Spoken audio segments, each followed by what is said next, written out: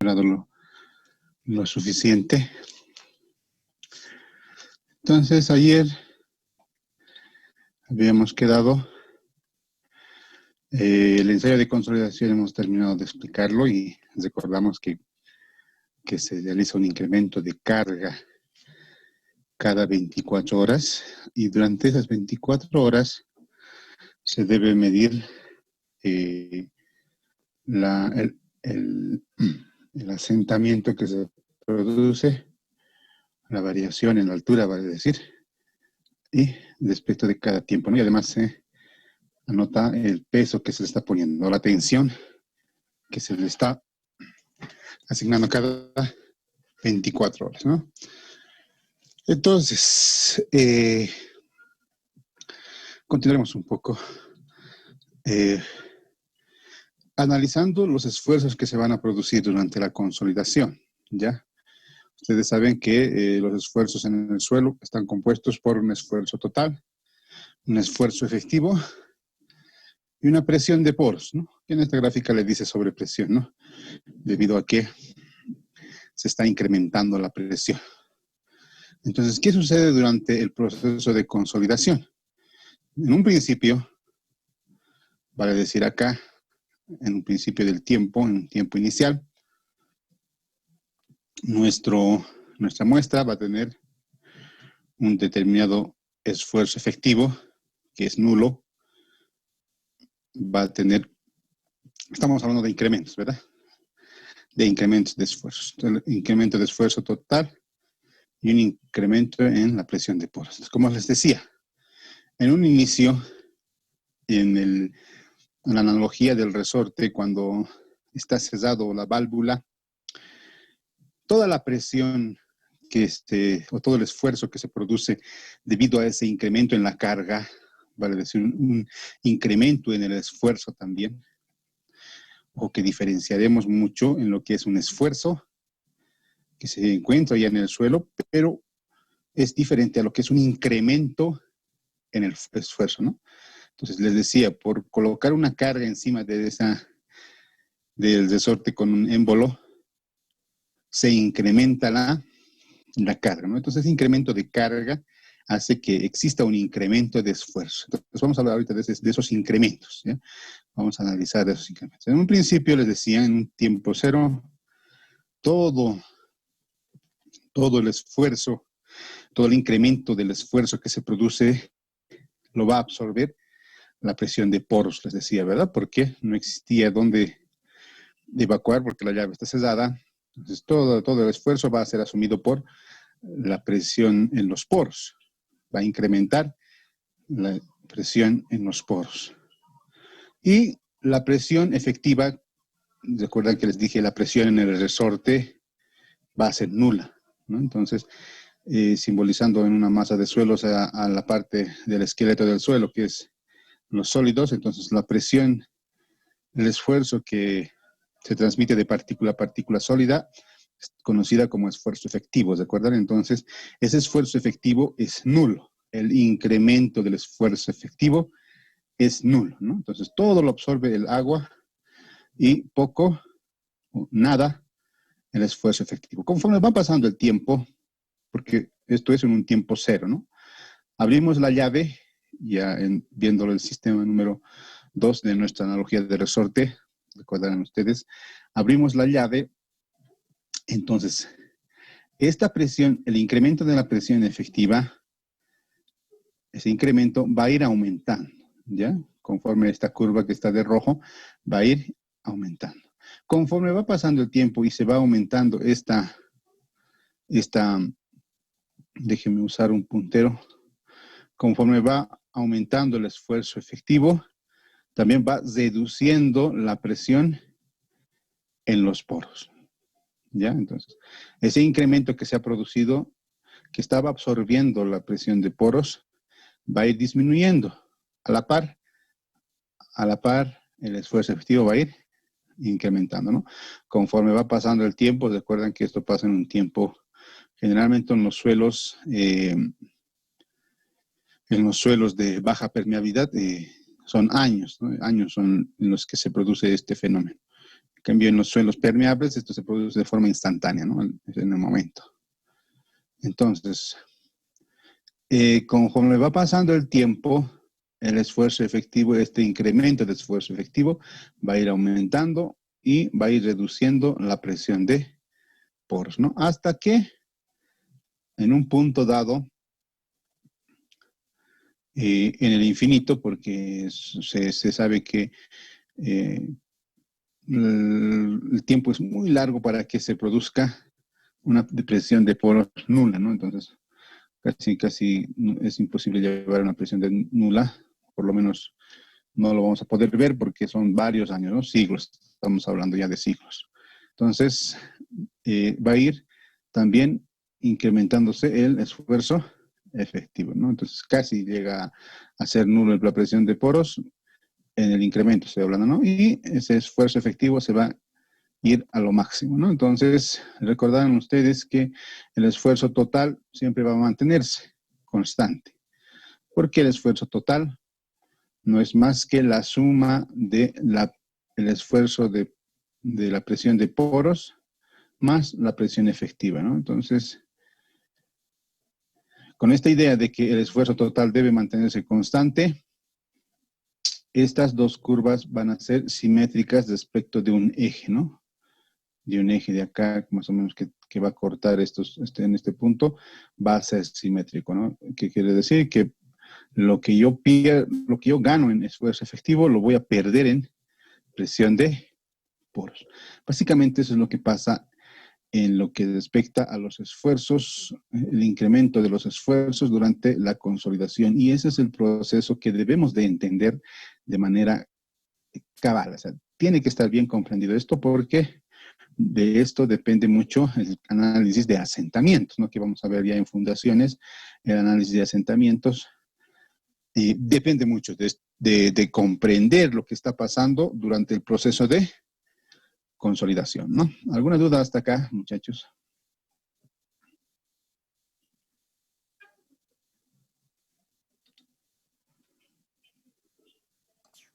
Inge, ¿puede volver a explicar una vez más, por favor?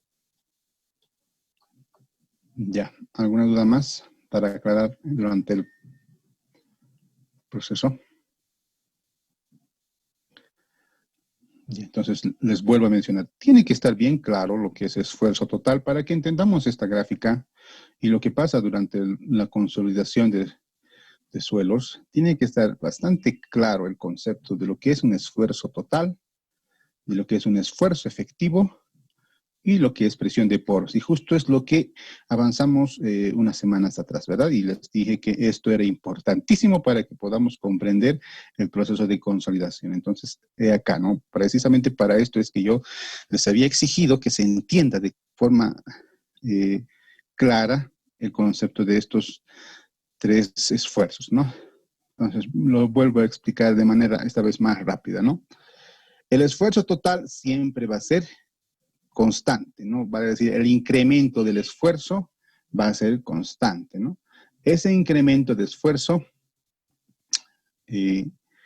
total se va a dividir en dos. Ustedes saben que el esfuerzo total siempre es la suma de esfuerzo efectivo más presión de poros, ¿no? Pero durante un proceso inicial, durante el tiempo cero, justo segundo antes de que yo ponga, no, perdón, justo segundos después de que yo ponga la carga y yo mantenga esa llave sellada, lógicamente en el suelo no voy a poder colocar una llave, ¿no? Pero veámoslo con la analogía del resorte, que nos ayuda mucho para comprender lo que pasa en el suelo, ¿no? Si yo mantengo sellada esa llave, ustedes recordarán la llave de ese primer sistema que vimos en la analogía del resorte, las clases pasadas. Entonces, en ese punto, recuerdan que toda la presión que ejerce, el incremento de presión que se ejerce debido a que se le ha cargado un peso W, ¿recuerdan? Toda esa presión les dije que absorbía la presión de poros. Entonces, el resorte no absorbe nada. ¿No ven? Como el agua es incompresible, toda la presión va a agarrar el agua. Pero conforme abro esa llave, que es lo común cuando nosotros cargamos en un suelo en terreno, no hay llave, ¿no? Directamente colocamos milisegundos después, ya empieza a escapar el agua y a incrementarse los esfuerzos efectivos. Entonces, en el sistema ya número 2 de nuestra analogía del resorte, conforme va escapando el agua del sistema, va saliendo el agua del sistema, nuestro esfuerzo efectivo va a ir incrementándose. ¿Ya? Lo que está resistiendo el resorte va a ir aumentando y lo que estaba resistiendo el agua va a ir disminuyendo, ¿no? Estoy hablando, ojo, de incrementos de esfuerzo, ¿no? Entonces, los incrementos de esfuerzo en poros va a ir disminuyendo, pero los incrementos de esfuerzo efectivo va a ir aumentando, ¿no? Hasta un tiempo en el infinito que esto va a tender a ser el total y esto va a tender a cero, ¿no? O que es en el infinito, les digo, porque este proceso se lo realiza en años, ¿no? Básicamente este proceso ha sido analizado con arcillas, que son suelos impermeables, ¿no? Que la permeabilidad es tan baja que el agua tarda mucho en recorrer de un punto a otro, ¿no? Para decir que va a tardar mucho en escapar del sistema el agua. Entonces, todo este proceso se va a desarrollar no solamente en días ni en semanas, ¿no? Ni en meses, sino en años, ¿no? Y el proceso en el que esto va a llegar a cero, básicamente son siglos, ¿no? Y ustedes sabrán que una estructura, por lo general, no aguanta siglos en nuestro medio, ¿no? Lo diseñamos para 50 años, que es lo más que se diseña. Algunas estructuras son para 20, 50, 30, dependiendo de qué estructura diseñemos, ¿no? Entonces, esto es un análisis de lo que pasa, los esfuerzos durante la consolidación. Con esta segunda explicación ya considero que ya está más comprendido el tema y debe estar bien comprendido porque nos va a servir a lo largo de nuestra profesión. Pasaremos a lo siguiente, ¿no? Recordaremos que me olvidaba, la presión efectiva no es más que la presión total menos la presión de poros, ¿no? Y eso es lo que se va a cumplir siempre en este sistema, ¿no? Aún durante la consolidación se sigue cumpliendo esta ecuación. Entonces, este ensayo que habíamos visto, recuerdan ustedes la clase anterior, es el ensayo de consolidación de suelos, y nos arrojan datos, ¿verdad? Que son la variación en las alturas, vale decir que va a ir reduciendo, el extensómetro va a ir aumentando, pero la altura va a ir reduciendo, ¿no? Y también tomamos los tiempos, ¿verdad? Hemos tomado 5 segundos, 15 segundos, sucesivamente hasta 1 hora, 2 horas, 5 horas, 7 horas y posteriormente 24 horas, ¿no? Entonces, todos esos datos nos van a ayudar para que yo pueda calcular este coeficiente de consolidación, ¿ya?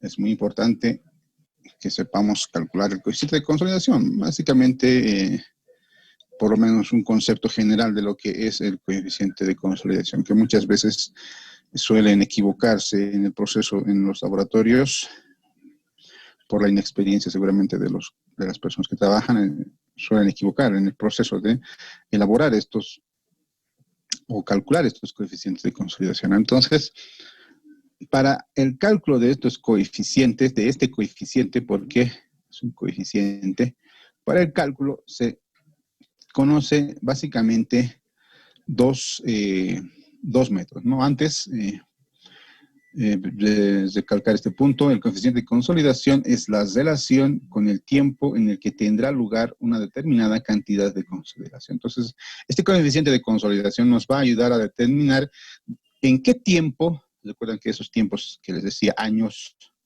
en qué tiempo voy a lograr determinar una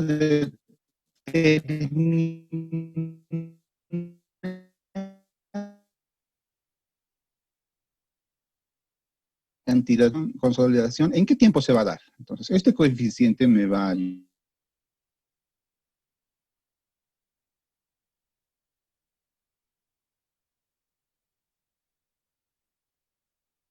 No se le escucha, ingeniero. No se escucha, Inge.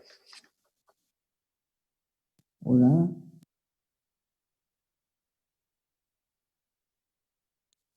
Inge, no se le puede escuchar muy bien.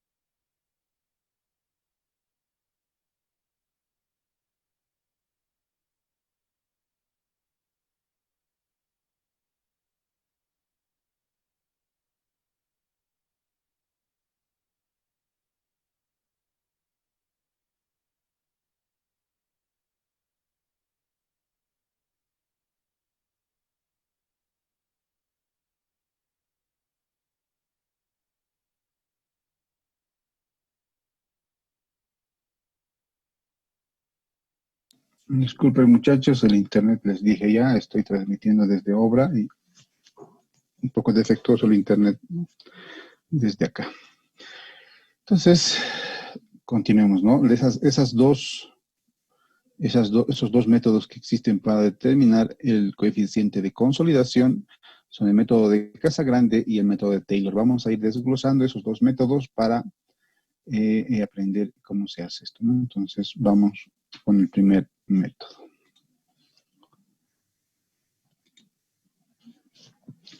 El método de Casagrande.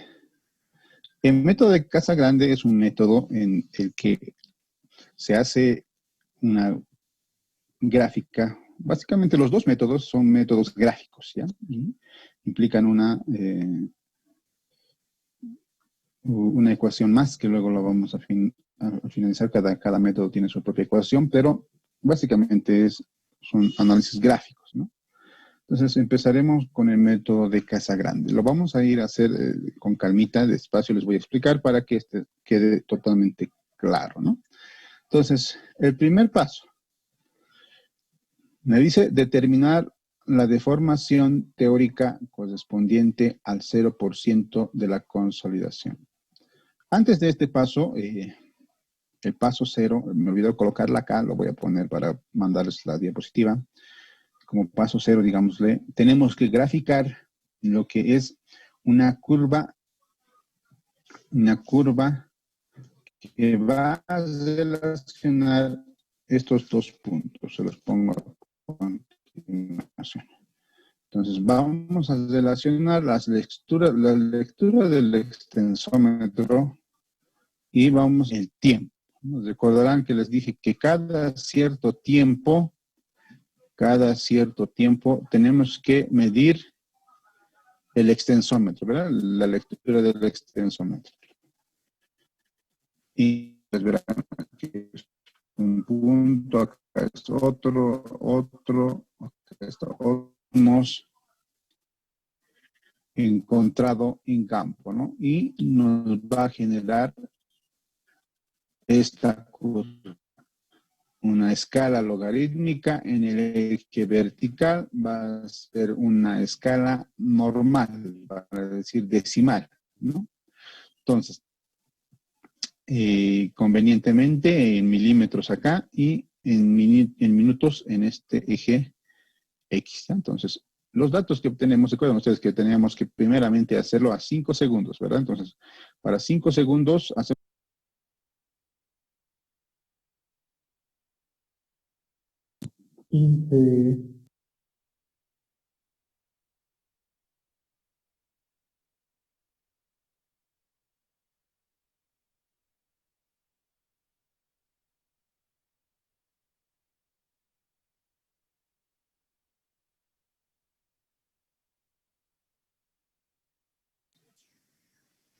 disculpen compañeros, ¿no? Realmente estamos mal con el internet, ¿no? El internet en este sector está totalmente feo. Les decía, ¿no? Entonces, una vez realizada esta gráfica, el primer paso es determinar el 0%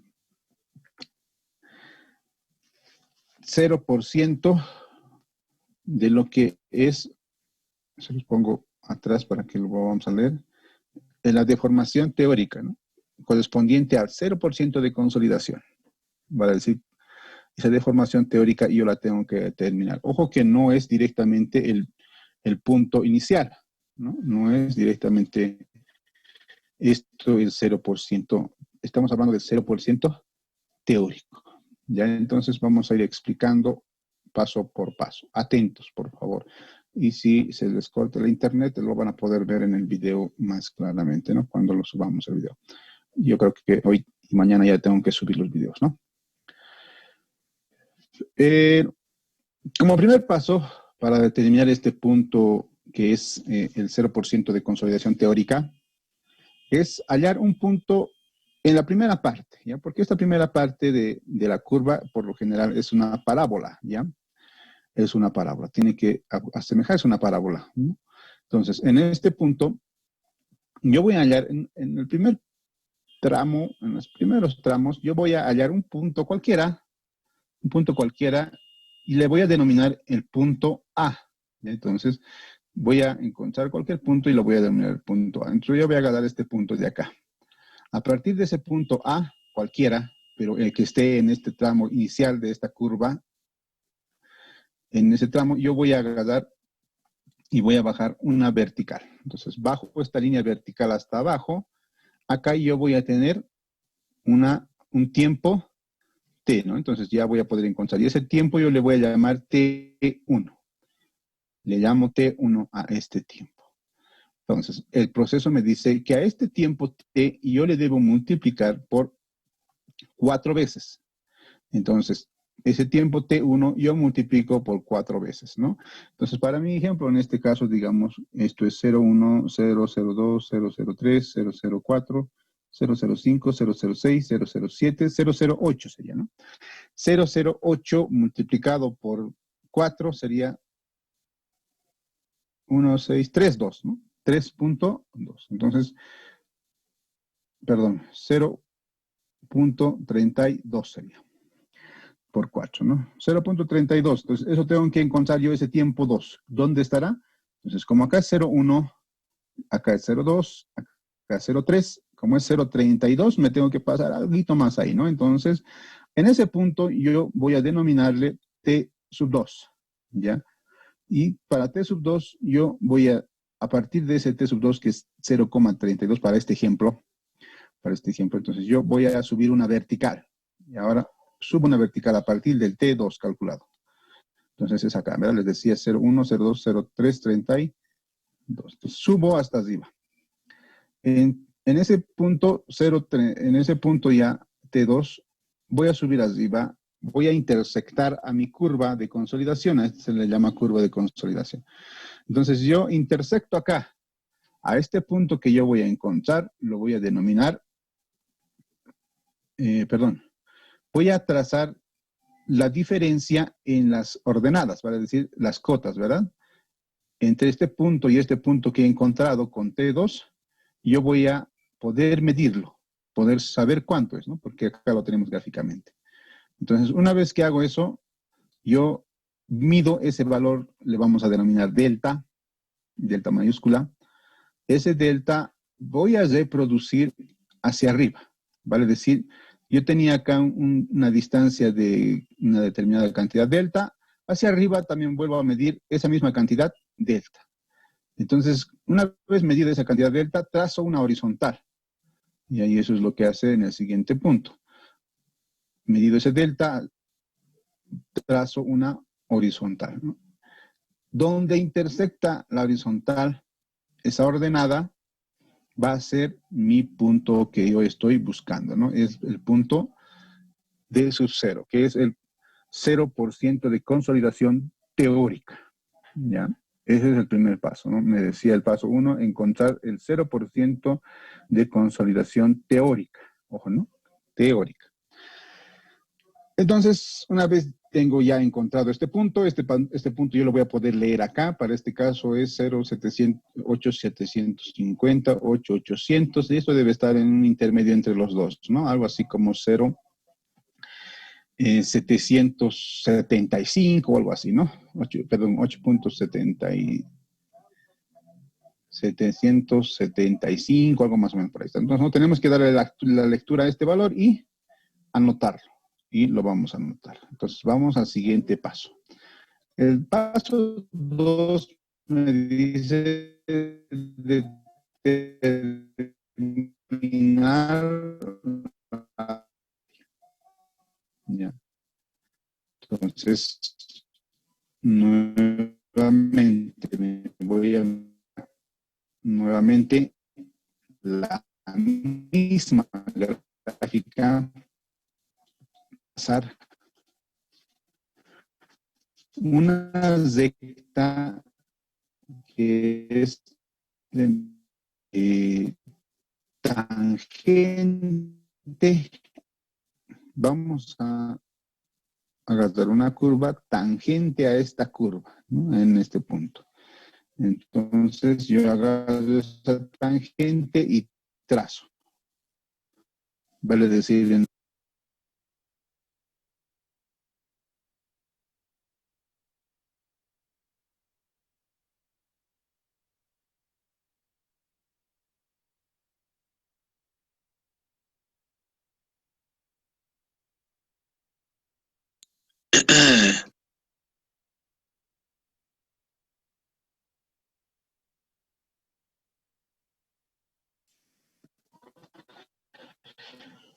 hola muchachos, nuevamente se fue el internet.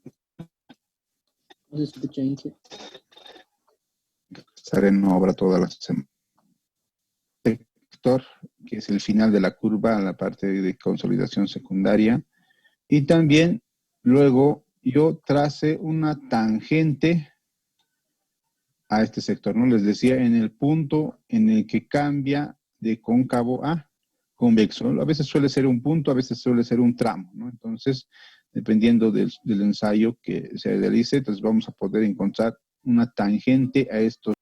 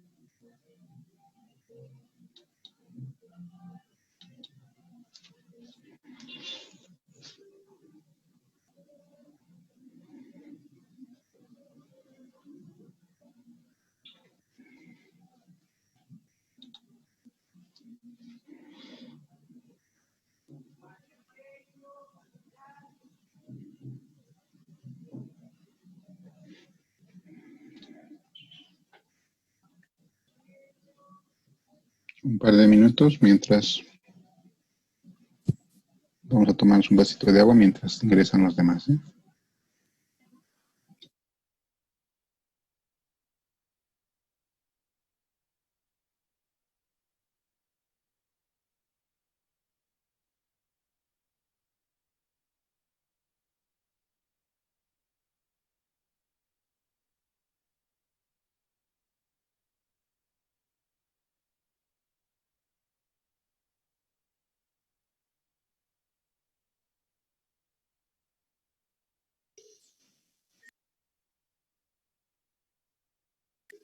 Inge, disculpe.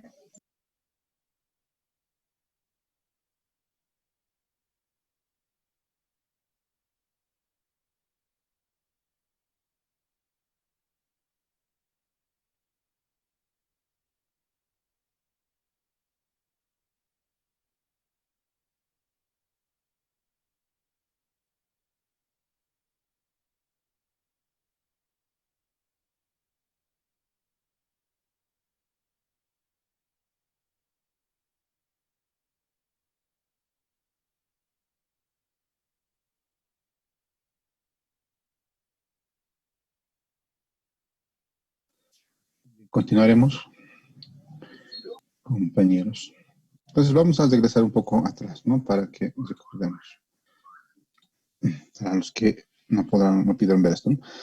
Entonces, como paso 2 me dice determinar la deformación correspondiente al 100% de la consolidación primaria. Entonces, para eso, yo voy a tener que hacer lo siguiente en mi gráfica. Vuelvo a la misma gráfica. Todo esto se trabaja en una sola gráfica.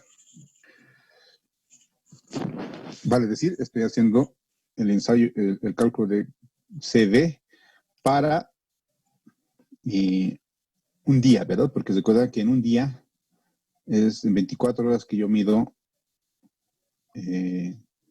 los tiempos, cada cierto tiempo mido las deformaciones, ¿no? Esto es para una sola carga, ojo. Al día siguiente tengo que volver a hacer el método, para el siguiente también otra vez y así sucesivamente, ¿no? Pero esto estoy explicándolo, y el proceso es similar para todos los días, ¿no? Con diferentes cargas. Entonces, para este paso número 2, me dice que yo debo calcular el 100% de consolidación primaria, ¿no? Entonces, para eso, inicialmente debo trazar una tangente a esta parte de la curva, porque esta parte, vamos a describir un poco la curva, ¿no? Acá va una parábola cóncava hasta cierto punto. Por lo general, a veces suele empezar una recta o a veces directamente suele pasar a la parte convexa, ¿ya?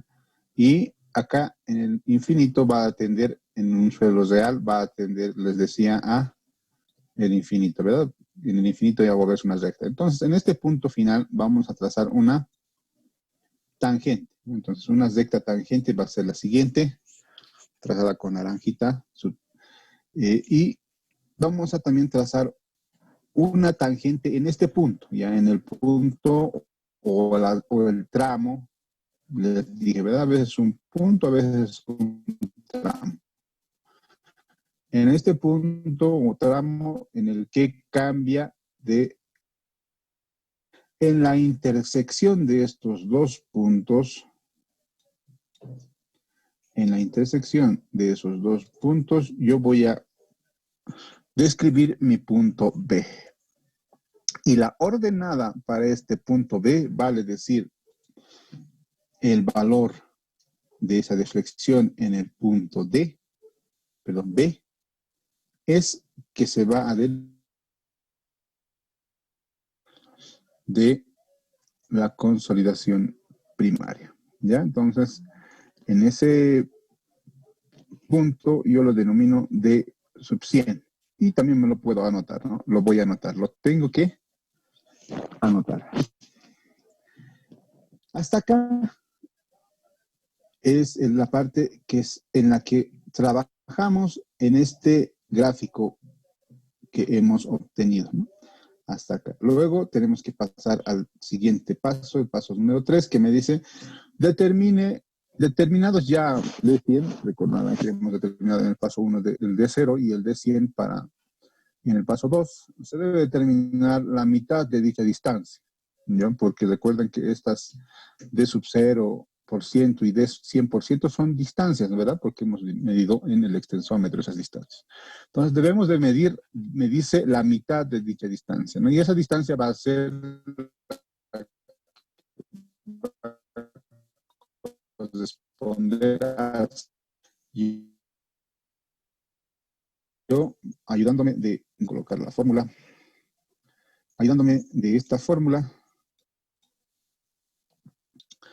que es para encontrar la mitad entre D sub 0 y D sub 100. No es una ecuación complicada y es fácil de deducirlo, ¿no? Si yo quiero encontrar la mitad entre D sub 0 y D sub 100, entonces lo único que hago es a D sub 0 les resto D sub 100 y lo divido entre 2, ¿no? Y de ahí ya voy a tener el D 50. Este D 50 también lo voy a anotar y me lo voy a llevar acá.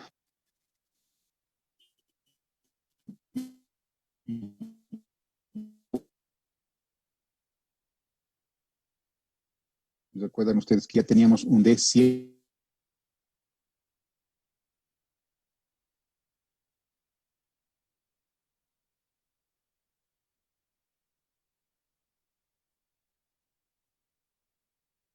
horizontal hacia la derecha hasta cortar con mi curva. Donde corte la curva, yo bajo una vertical. Entonces, bajando en ese punto, bajamos a ese punto, encontramos este T. Entonces, este tiempo T, para este caso, va a ser un tiempo denominado T50, ¿ya? Porque está al 50% de consolidación. Entonces, ese valor de T sub 50, que es el T cuando el 50% de la consolidación se ha realizado, me lo debo de apuntar. Hasta acá es paso 3. Vamos con el paso 4. El paso 4 me dice obtener T50, pero esta vez fíjense, tomen en cuenta que esta T es mayúscula, ¿ya? La anterior que hemos calculado era una T minúscula. Para este caso es una T mayúscula. Este T mayúscula me dice que yo... Denme un segundito, por favor. Esta T50 mayúscula me dice que debo tener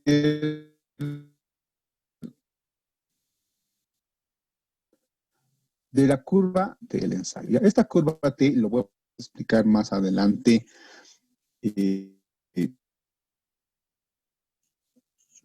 Es una curva que ya va a ser general. Es una curva teórica realizada por Terzaghi. Entonces, esta curva no se modifica en nada para mí. Es el mismo para todos los ensayos. Inclusive esta curva está tabulada en algunas como tabla, ¿no? Algunos está como tabla, ¿no? Entonces, me dice que para el 50% yo debo obtener este T. El factor T está acá, en esta escala logarítmica. Y para un 50% de consolidación, entonces, acá es el grado de consolidación, me dice, ¿no? Entonces, yo agarro 50, voy acá. Estas curvas son 3 curvas. Curva C1, curva C2, curva C3. Entonces, esas curvas dependerán de lo siguiente. C1 corresponde al caso en que ambas fronteras son drenadas. Vale decir, arriba tengo un estrato drenante y abajo un estrato drenante. Vale decir que son drenados. Y C2 y C3 corresponden al caso en el que la frontera drenante y la otra es impermeable. Vale decir que una es, abajo es, para C2, abajo es impermeable, arriba es permeable, ¿no? Entonces, solamente existe un lugar. Lo vamos a explicar más adelante, pero esta curva nos va a ayudar a calcular ese T mayúscula 50. Entonces, con ese T mayúscula 50, me voy para el caso de nosotros. Recuerdan que en nuestro ensayo le ponemos una piedra porosa arriba y una piedra porosa abajo. Vale decir que puede drenar en las dos fronteras, ¿verdad? Tanto por arriba y por abajo. Entonces, corresponde al caso 1, a la curva 1. Entonces, en la curva 1, yo con T50 intersecto y voy a bajar, ¿no? Está cerca a 0,2, 0,190 y algo, ¿no? Entonces, de tablas también, o de esta gráfica, vamos a poder ver que para un 50% de grado de consolidación, ese T sub D es igual a 0,197, ¿ya? También hay una formulita para encontrar ese valor. Luego vamos a ver cómo se calcula esto, cómo se interpreta esa gráfica de Terzaghi. Por lo pronto, veamos que nosotros debemos de obtener de algo, ¿no? Y como para un ensayo de consolidación siempre va a ser con las dos piedras porosas. O sea, no conozco ningún laboratorio que haya hecho con una sola piedra porosa, ¿no? Todos los laboratorios, por lo menos la norma ASTM me dice que yo debo colocar piedra porosa arriba, piedra porosa abajo. Entonces, siempre va a estar en el caso de la curva 1 y siempre ese T50 va a ser este valor, ¿no? Vale decir que T50 mayúscula siempre va a ser 0,197, no va a cambiar, porque es una curva general. Este coeficiente de consolidación va a estar dado entonces por la siguiente ecuación. Coeficiente de consolidación lo vamos a denominar C sub B, va a ser igual a T sub 50, este valor, 0,197, por H lab, enseguida les explicamos al cuadrado, dividido entre ese T50 que hemos encontrado. ¿Se acuerdan? De nuestra curvita de consolidación nosotros hemos encontrado esto, de la curva teórica hemos encontrado esto, ¿no? Entonces, ahora, ¿qué es este H lab? La altura H lab es la máxima distancia que se cose el agua en el ensayo, me dice. Entonces, como en mi ensayo yo recuerdo que les puse piedra porosa arriba, piedra porosa abajo, la distancia máxima que va a recoger el agua va a ser desde H medios, ¿no? Desde nuestra alturita de muestra, las partículas que van a estar en el centro son las que más van a tardar en salir, ¿no? Los que están cerca de la piedra porosa van a salir más rápido, los que están en el centro van a tardar más en salir. Entonces, esa H va, para nuestro caso de ensayo, va a ser el 50%, ¿no? Y lo vamos a explicar más adelante también. Entonces, esta es la fórmula que me permite calcular el coeficiente de consolidación por el método de Casagrande. ¿Ya? ¿Alguna duda hasta acá, muchachos?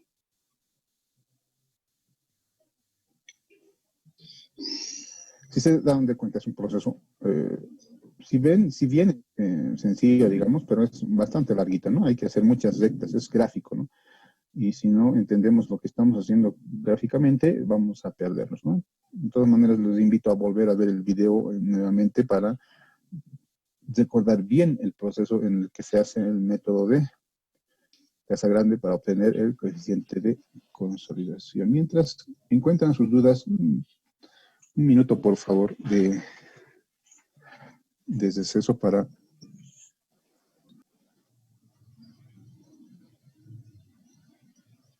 Para.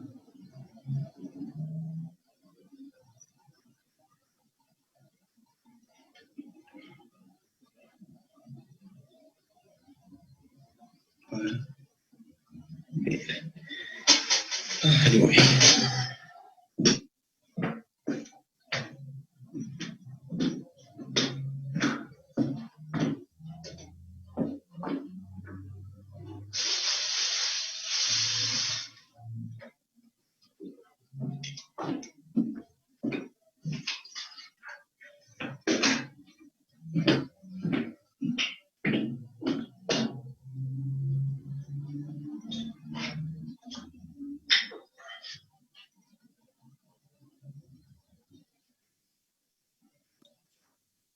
Disculpe, muchachos, una llamada importante. Mi mami está un poquito delicada de salud y tenía que contestar esa llamada.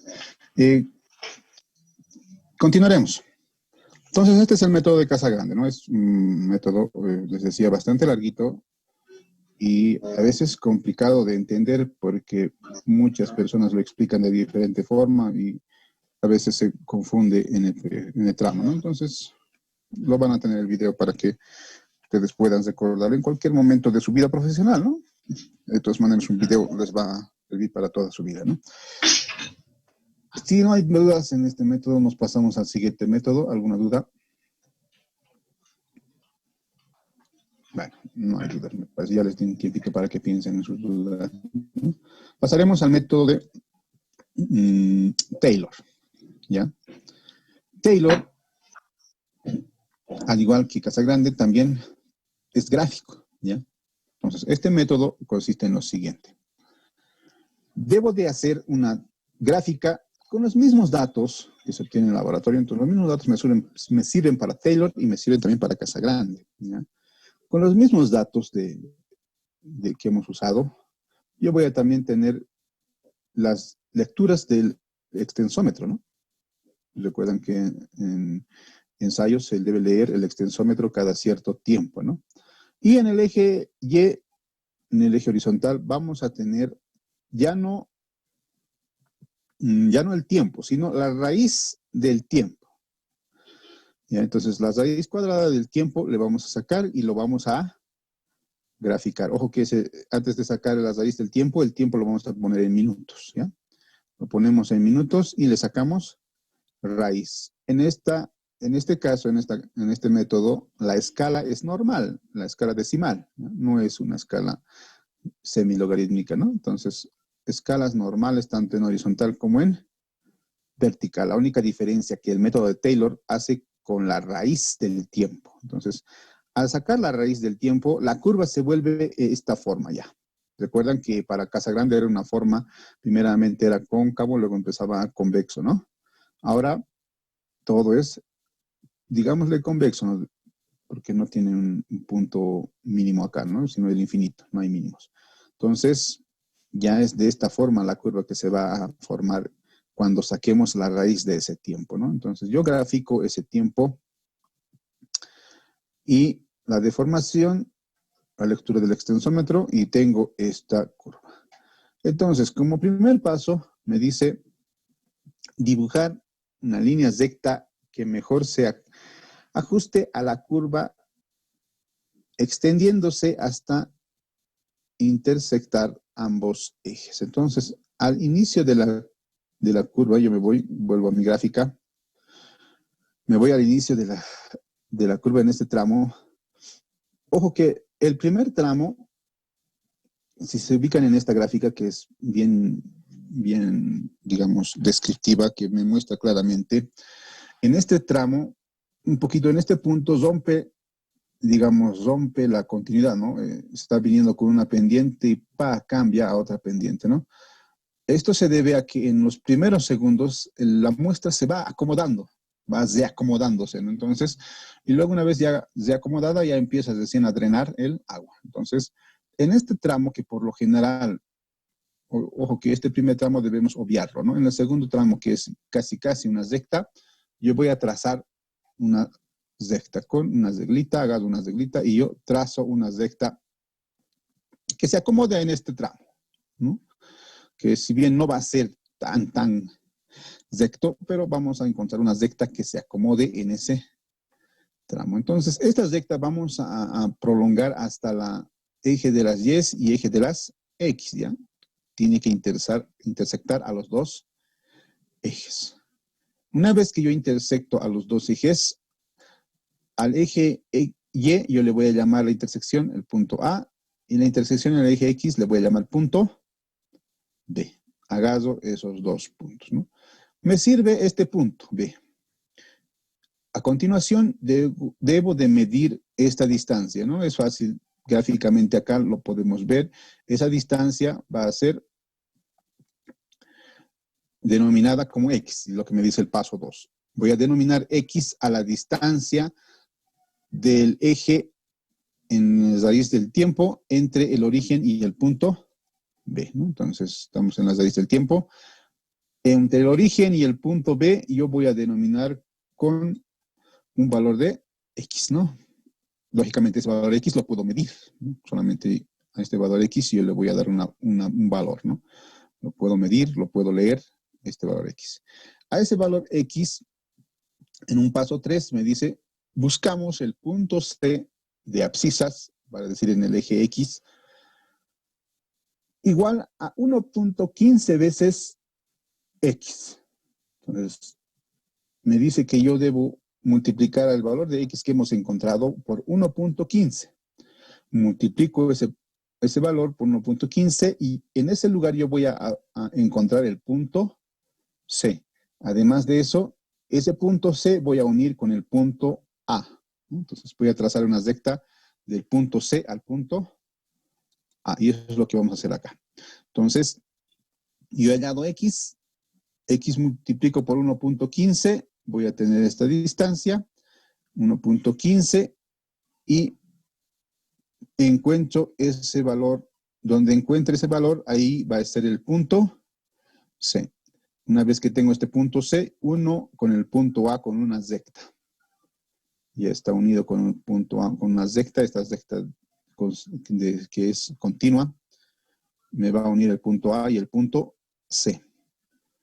Entonces, como siguiente paso, tenemos el paso 4, me dice, en el punto donde se encuentra la recta AC y esta intersecta la curva, esa curva de consolidación que para nosotros está de rojito, donde intersecta esa recta AC con la curva, se denomina la raíz cuadrada del tiempo cuando ocurre el 90% de consolidación. Ojo, ¿no? En este caso es el 90% de consolidación. Entonces, donde intersecta la recta AC con la curva de consolidación, bajo una recta hasta la raíz de T, acá voy a tener la raíz de T, 50. Entonces ese valor va a ser para mí el T 90, ¿no? Ojo que T minúscula, 90. Todo este procedimiento que es un poco más simplificado y más corto, digamos, en comparación con el de Casagrande, es para obtener este T 90, vale decir el tiempo en el que se produce el 90% de la consolidación. Esa es la explicación para ese T90, ¿no? En nuestro ensayo. Entonces, el coeficiente de consolidación va a estar dado por la siguiente ecuación, ¿no?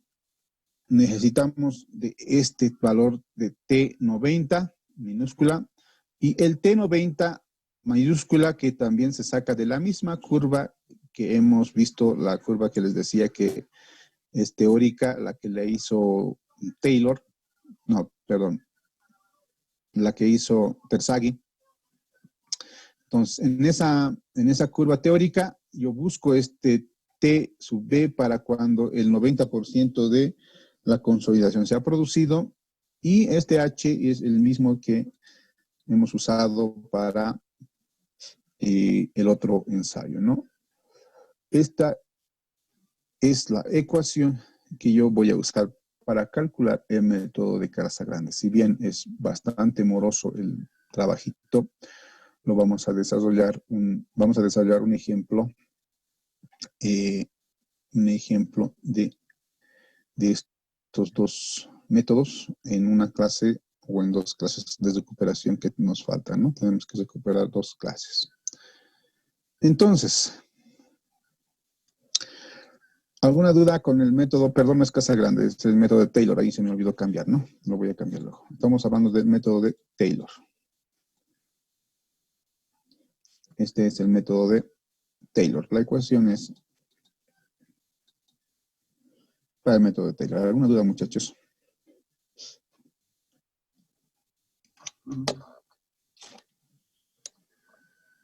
Inge, de los dos métodos que nos está enseñando ahora, ¿cuál es el que tiene más exactitud? ¿Cuál es más preciso? Los dos.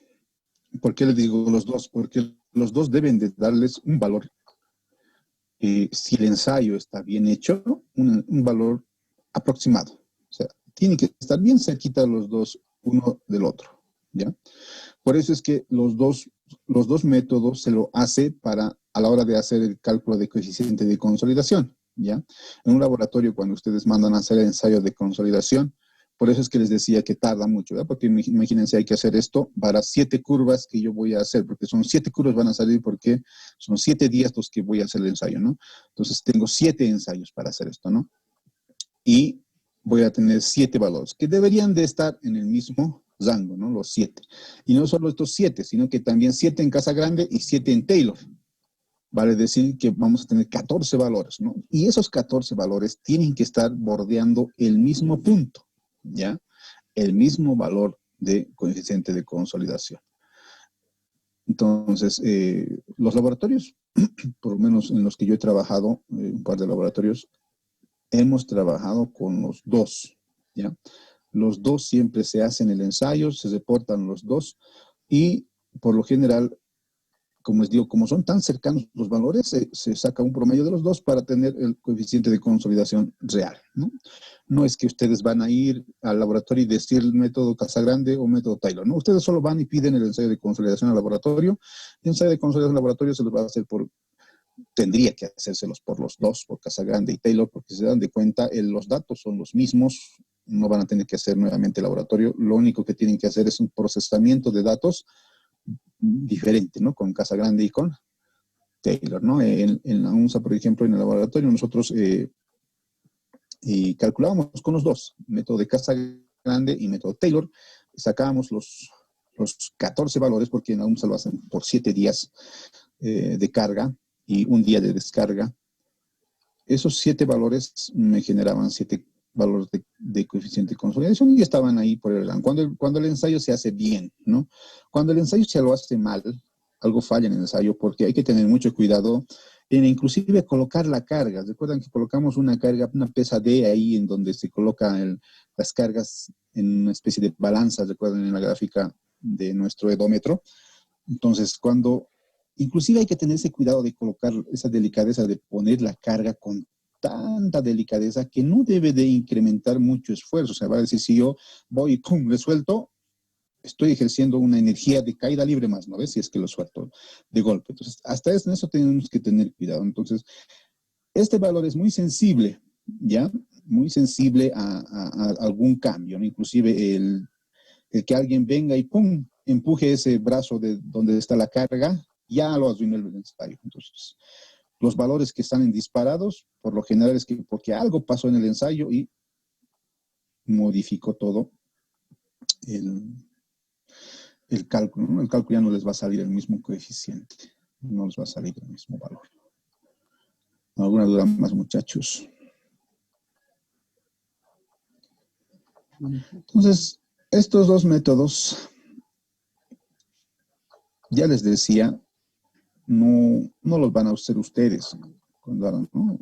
Los que trabajen en geotécnica, los que les gusta el laboratorio, ellos sí van a tener que hacer este procedimiento y este cálculo, ¿no? Cuando tengan la solicitud de un ensayo de consolidación. Inclusive a mí, por ejemplo, como yo ya he trabajado en laboratorios de suelos y ya sé de estos informes, entonces yo me doy el trabajito a veces de revisar el cálculo que han hecho los ingenieros, ¿no? ¿Por qué hago eso? Porque por lo general en los laboratorios, ustedes saben que los laboratorios son más para hacer un negocio que para nada. Tenemos tantos laboratorios que ponen a ingenieros junior, ¿no? A ingenieros que ni saben dónde están parados en mecánica de suelos, porque se han faltado a sus clases, y hacen de manera incorrecta el cálculo. Entonces yo siempre me voy una verificadita, ¿no? Cuando cambio de laboratorio, le doy una verificadita, yo con los datos que tiene me hago nuevamente y me calculo nuevamente, ¿no? A ver si no hay errores, porque suelen cocinar. Laboratorios siempre son cocineros, son los laboratorios. Tengan mucho cuidado, ¿no? Ya nosotros como ingenieros civiles necesitamos datos exactos para poder hacer nuestro cálculo, ¿no? Recordarles que este ensayo de consolidación nos sirve para calcular el asentamiento de una estructura, ¿no? Entonces, muy importante, el asentamiento nos va a servir en el diseño de fundaciones. Ojo. Entonces, para el diseño de fundaciones ya lo vamos a ir viendo en el semestre siguiente o en el ciclo al año siguiente, ¿no? En el primer semestre del año siguiente, los que estén en fundaciones, vamos a poder ver de qué manera nos ayuda a comprender todo esto, lo que es consolidación. Dije una pregunta más. ¿El coeficiente de consolidación está en qué unidades? ¿En porcentaje o en tanto por uno está el valor que nos va a botar el laboratorio? Ya, el valor está en centímetros cuadrados sobre segundo. Ya lo vamos a ver, en un ejemplo lo vamos a ir viendo mejor, ¿no? Porque solamente es el análisis dimensional que necesitamos hacer, ¿no? Vamos a ver mejor eso en un ejemplo numérico, ¿no? Porque ahorita hemos hecho un procedimiento de cómo debe hacerse gráficamente, pero no hemos agarrado ningún valor y no hemos calculado nada al momento, ¿no? Pero un ejemplo numérico lo vamos a hacer y van a ver cómo se hace, ¿no? Es sencillo, relativamente sencillo, solo que es un trabajito largo, ¿no? Y antes que nos acabe el tiempo, porque ya se va a acabar el tiempo, ¿no? Mientras van pensando también en alguna duda que se les haya presentado, necesitamos recuperar clases. Y lamentablemente me han ausentado 2 clases, una clase por el tema salud, complicaciones, entonces saben, la familia no está exento de problemas de salud y con este problema de la pandemia, cualquier cosa nos pone susceptibles a todo, ¿no? Entonces, y una clase que la he suspendido porque mi supervisor de obra me ha pescado en la obra con el fiscal y no me ha dejado salir, ¿no? Y gracias a esa visita que he tenido, ahora estoy enclaustrado en obra por esta semana, ¿no? Entonces necesitamos recuperar eso. No quiero irme debiéndoles clases. Ustedes prefieren hacerla cuando quieren hacer la clase. Nos queda mañana más porque la siguiente semana es semana de exámenes. En esas 2 clases le vamos a usar para calcular estos métodos y algún otro valor más que necesitamos para el asentamiento.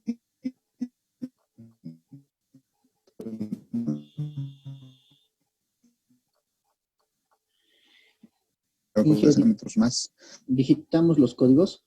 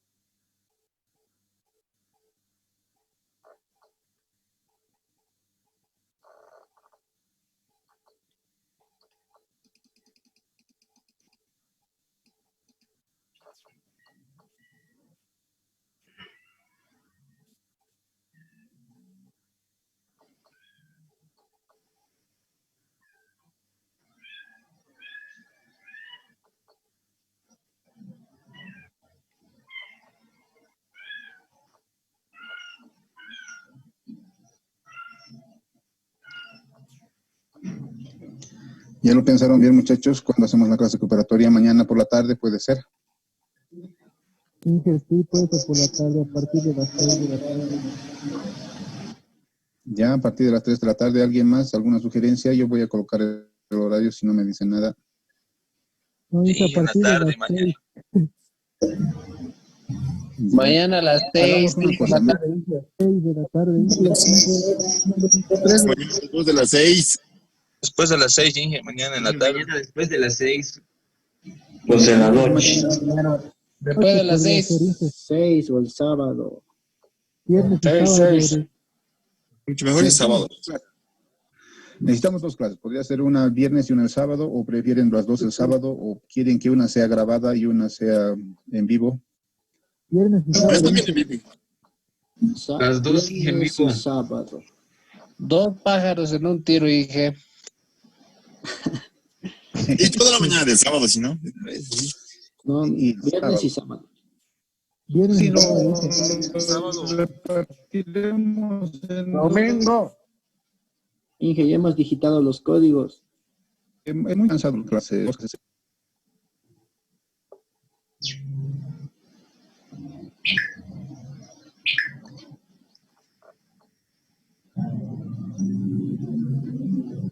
Viernes en la noche dice.